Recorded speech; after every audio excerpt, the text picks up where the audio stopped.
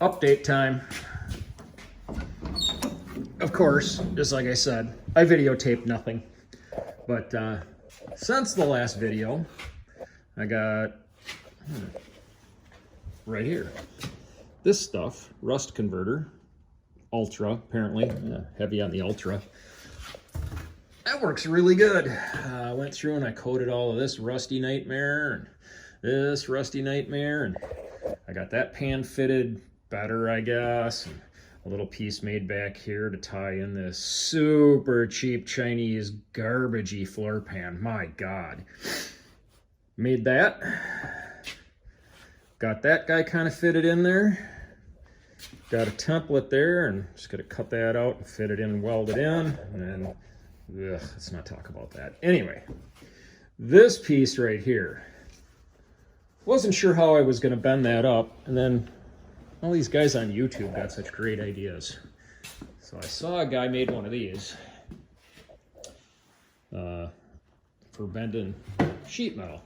Got like a, I don't know, washer-sized gap in between there. I think I used like a 4-inch or something, 2.5 and a 1.25 inch size pipe. Made a couple of legs. Just welded some couplings on there so the legs screw on and off.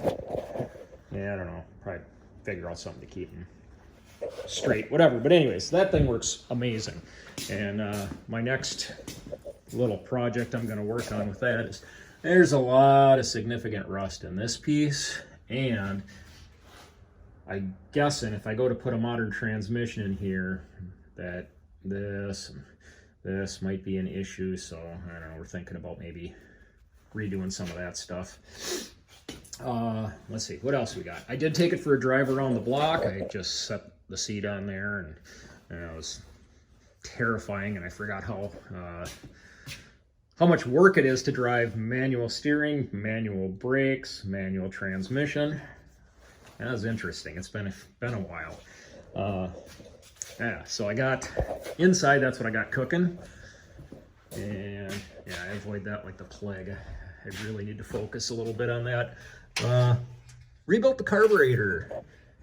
I can't remember if I had mentioned that I got the new fuel pump installed, and I am running off the fuel tank in the vehicle right now, which is awesome. So no more gas can, none of that stuff.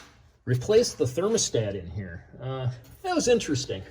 So the old one, let me see if I can find it. Yeah, right here. This old one, this is kind of interesting design. That's, yeah, whatever, little flipper deal. This was completely shot. But the reason I took this apart was this gasket right here was leaking. And yeah, there was a hose that went from there back about to there.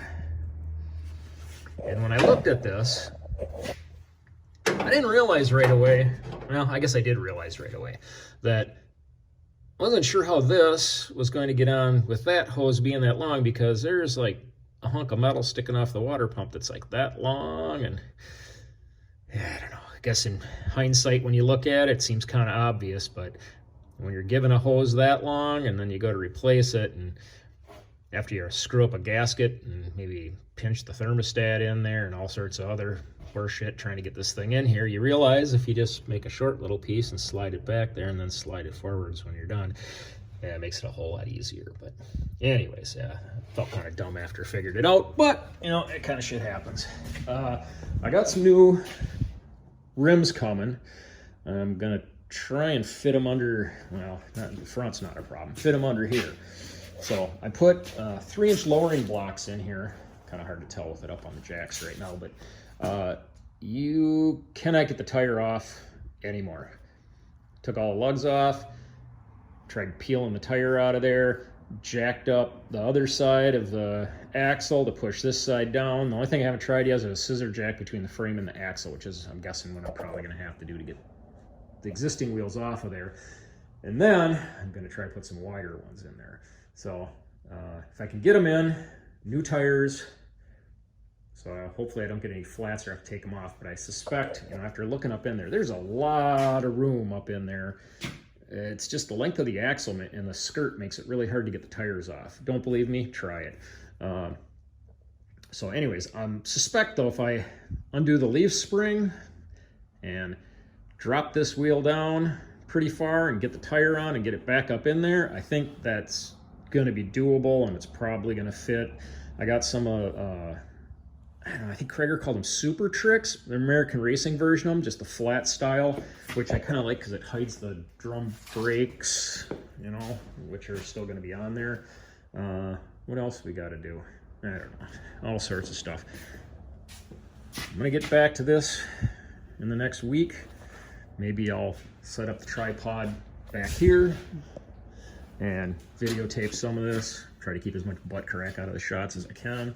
And yeah, we'll get that. And maybe I can even get to tacking some of this stuff in. It'd be nice to actually get that done. Oh, another thing I forgot about. Yeah, before I did these floor pans, I had to go and repair these body mounts underneath here. And don't look at my welds too close, but these right here, right there, that was completely gone to about there. It was all Swiss cheese and just nothing left. There was enough of it left to make a template of the profile of it, and then make a bottom piece and make one on the other side. And the inner rocker is actually fairly solid. So I just kind of capped both sides and then welded the whole thing together and welded it through up here. Don't zoom in and look at my chicken poop welds. Same thing here. Fix this guy up. And so now I got some solid body mounts along with, I got a brand new one on that side and repaired that one. And it ended up being a lot of work. So anyways, yeah, we can hopefully get some of this tacked in, that tacked in, that tacked in. I don't know. That's about it for right now.